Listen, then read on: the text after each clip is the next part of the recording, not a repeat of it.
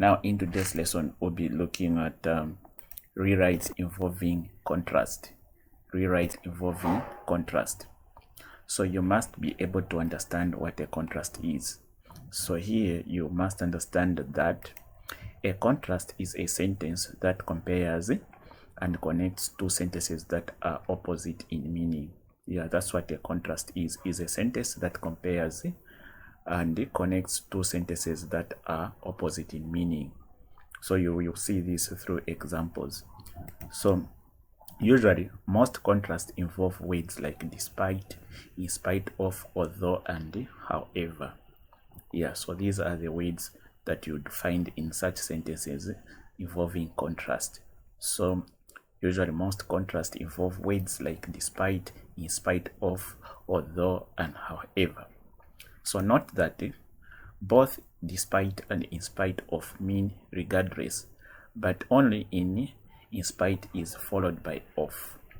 Okay, so what we mean is in spite of and despite, they mean regardless, but in spite of you find this of.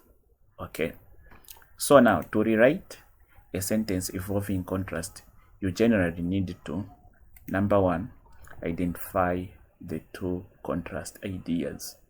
Since it has contrast ideas that are connected, in this contrast sentence we are saying it is a sentence that compares and connects two sentences that are opposite in meaning. So since it connects two sentences that are opposite in meaning, then you need to identify two contrasting ideas, or those ideas that are opposite in meaning, when you are rewriting these contrast or sentences involving contrast. Then number two, identify an appropriate contrast word to link them. So if these sentences are separate, then they want you to link them so that they become one. Then you need to look for an appropriate sentence that can link them or join them. Okay. Then number three, structure the new sentence appropriately by applying the formula. So the new sentence now can have idea one, then the contrast word, then idea two in that rewrite. Or you can have contrast word, then you can have idea one and then idea two. Or you can have contrast word, then idea two, then idea one. Let's look at examples. So example one says, it rained at lunchtime, but sports day was still a great success. It rained at lunchtime, but sports day was still a great success. Then they say begin, where they say in spite of. So you rewrite this one using in spite of. So as I said, let's push it up. What you need to do is to step one, identify contrasting ideas. Okay. Then idea one, you need to have idea one. So idea one we have here is that it rained at lunchtime. This is idea one. It rained at lunchtime from here up to here. Okay. Then idea two, here we are told sports day was still a great success. So sports day was still a success. Okay. So now here you have a contrast in this sentence. We have it rained at lunchtime. Okay, then here we have sports day was still a great success. Why is it a contrast? Because when it is raining, you expect sports not to go on, but no, it was still a success. So there's but there, which is a contrast. Now, in this case, they want you to use this. They want you to use this contrast here in spite of. So now step three, we said identify the contrast word. In this case, the contrast word we are to use is in spite of. Then step three, now what you do is structure the new sentence appropriately by applying the formula. So since they've started with in spite of, the formula is you start with the contrast word, which is this word here, in spite of, then followed by idea one, then idea two. So they've already put in spite of, then finish it just using idea one, this one here, idea 1 and idea 2. So here you are just going to say, in spite of the rains at lunchtime. So we have picked this idea 1. But idea 1 is it rained at lunchtime. But to make the sentence correctly, grammatically correct, to make the sentence grammatically correct, we say in spite of the rains at lunch, then comma, like here, comma, then idea 1 is this one there. Then idea 2 should follow. Sports day was still a great success. So you're right.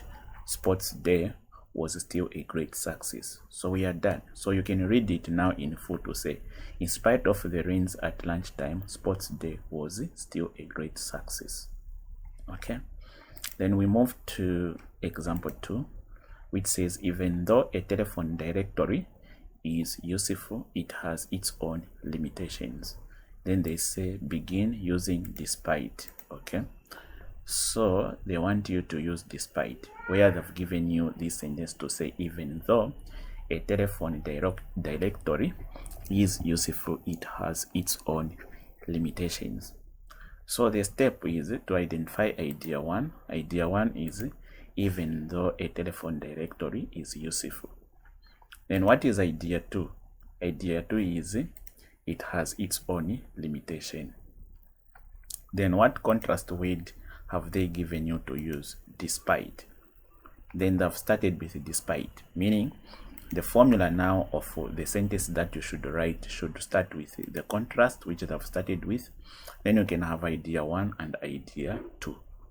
So now you see that here the idea 1 is even though a telephone directory is useful. So you can say despite, but if you say despite is the same as even though, so this one also even though is a contrast which they've already used, but meaning you need to cue it. Okay, this one using despite.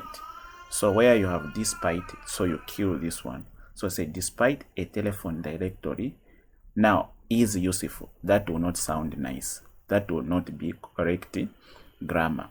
So you say despite a telephone directory being useful. That's what you do. So despite a telephone directory being useful, comma, then what should follow now? Idea 2, it has its own limitations. So it has its own limitations. That's how you can put it. But you can also write it in this way. You can say despite being useful, a telephone directory has its own limitation. So what we have done is we have used the same idea 1 here, telephone directory, but we started with despite. So we said a telephone directory. So instead of being useful being placed here, you have seen being useful is here. We have just swapped this part, it has come here. Despite being useful, comma, a telephone directory has its own limitations. So we have connected has its own limitations. Or you can put it in this way, despite its usefulness. So this can be swallowed using its usefulness. Despite its usefulness, a telephone directory has its own limitations. So example 3 here, he was tired, he managed to win the race. So here it is a clear now expression of contrast. Here we have one part of the sentence, he was tired, another part of the sentence, he managed to win the race. Then they say begin although. All right, so although. Now what are we going to do to write it as one sentence? So idea 1, he was tired. Okay, then idea 2, he managed to win the race. Then the contrast word they've given us to use is although. So what will be the formula now? The formula will be contrast word, then idea 1 and idea 2. So this one will be simple. So you say although, then you say he was tired, comma, then you link idea number 2, he managed to win the race. So although he was tired, he managed to win the race. We move to example number 4. Example number 4 says, even if you are a careful driver, you will have an accident eventually. Even if you are a careful driver, you will have an accident eventually. Then they say begin with however, like that. So as usual, this is how we do. We identify idea 1, which is even if you are a careful driver. That is idea number 1. Then idea number 2 we have heard is that you will have an accident eventually. So you will have an accident eventually. Then what contrasting word have they given us? However. Then what formula does this follow now? We'll use contrast word idea 1 and idea 2. So this one we can go like, however, even if you are a careful driver. That one also makes sense. So we can write it as it is. So we can say, however, comma, even if you are a careful driver, comma, this is what we do. However, even if you are a careful driver, you have seen it makes sense, comma, then we can still add this one. You will have an accident eventually. So that makes sense. Okay. So even if you are a careful driver, you will have an accident eventually. That still works. Okay. We can also use this formula here. Contrast, then idea 2, then idea 1. Where we start with idea 2, then we end with idea 1. Where we say, however, then we have idea 2. However, you will have an accident eventually, then comma, then you say even if you are a careful driver. So what is important is to see to it that the sentence makes a meaning, or the meaning of the original sentence and the rewrite is the same, and your sentence should be grammatically correct.